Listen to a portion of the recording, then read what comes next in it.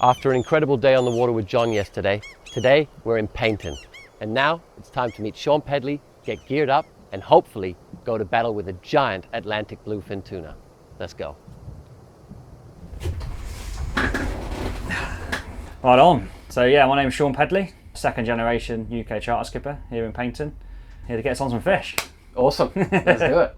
We're going to try and get you aboard for our training day for me and the crew, to hopefully catch our first tuna of the season.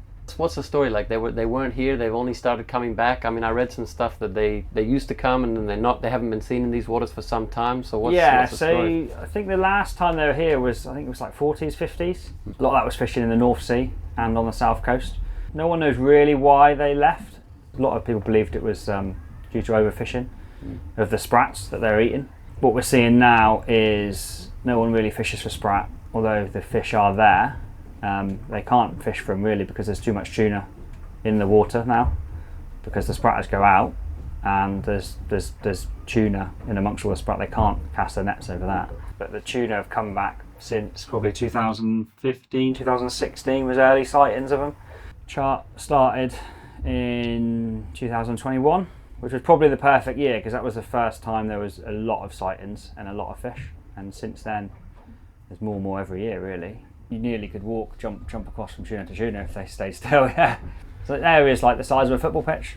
How long do those bust-ups last? Are that just like a few minutes? Or we believe it depends on the size of the bait shoal they've got.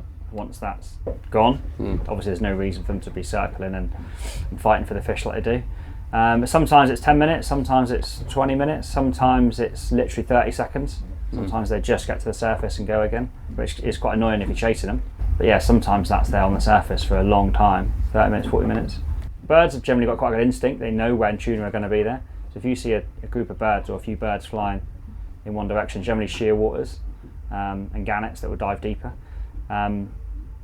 you'll see tuna underneath them within minutes really. They've got quite an instinct of where tuna are going to bring up fish to the surface. Yeah. That's obviously how they survive as well. But yeah, a lot of the time you'll see like a dense cloud of birds above a good feeding frenzy underneath, yeah. We call them Atlantic bluefin. I'm guessing in the southern hemisphere these are called northern bluefin, I guess. How big are the ones you guys are catching? Yeah, so we've had fish on this boat up to around 480 and 600 pound estimated. There's been a few granders caught occasionally, not very often, but they're there.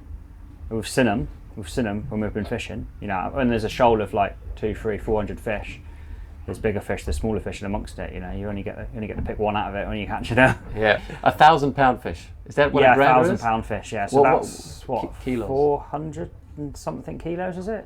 So are we allowed to keep these fish? Like, you're allowed to take them out, or you have to you're not allowed to catch and kill? You're not allowed to catch and kill. No, it's a solely catch and release fishery.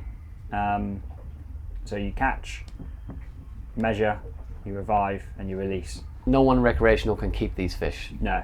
That's just flatly UK-wide. Yeah. What's the season? The season of these fish. So like we're now, what are we? End of July, beginning of August. Yeah. When do these things run? So we're last day of July now. We're seeing fish from sort of mid-August to mid-February quite regular now. Usually off a start point, like we're based in Torbay here. There's like a water column, a few water temperatures that basically changes in the summer. So what you end up with is Atlantic Ocean water in the English Channel, and that's got like a barrier, and it almost breathes up and down the channel. And what you end up with is the Atlantic Ocean water being blown into the English Channel, an increase in water temperature in Lyme Bay, and Atlantic Ocean water in Lyme Bay, basically, which brings tuna with it. We've locally called it like breaking the start. So the tuna broke the start, which normally happens like first, second week in August. Yeah, it's all coming together nicely. Got the outriggers rigged up on this boat now, so yeah, it's all coming together. Right off. Happy days. Cool, man. Appreciate it. No worries, yeah. Clear on our target species, we geared up and set off towards the tuna grounds, scanning the horizon for signs of action on the water's surface as we prepared to set our lures.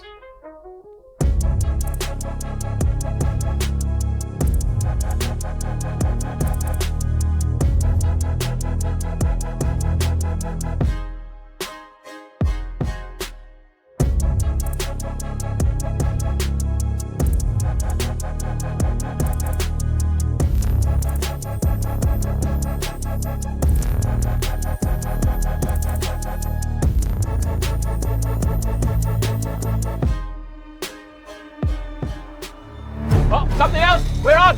We're on. Yeah, we're on. Get the others in. Get the others in. Well done, boys. Take that off. Yeah. Keep that one in the rod holder.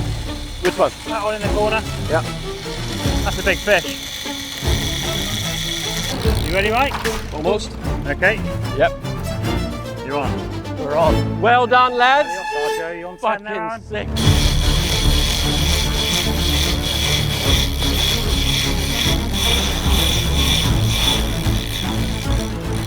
That was off the other line. Cross line. Hurry up. 300 metres out that will be. Shoulder hurt, yeah? Yeah.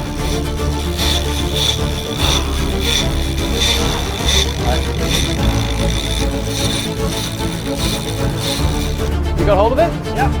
Yep, nice. Yeah, we're leading. Beautiful. Fish is leading. Fish counts. Beautiful.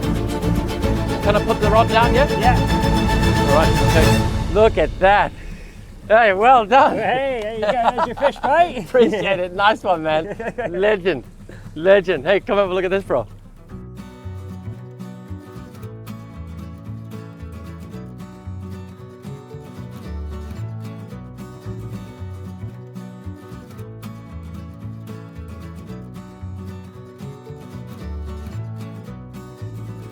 With our goal achieved, we headed back to harbour to clean up and celebrate the day's successes in true fisherman style, with a pint at the pub.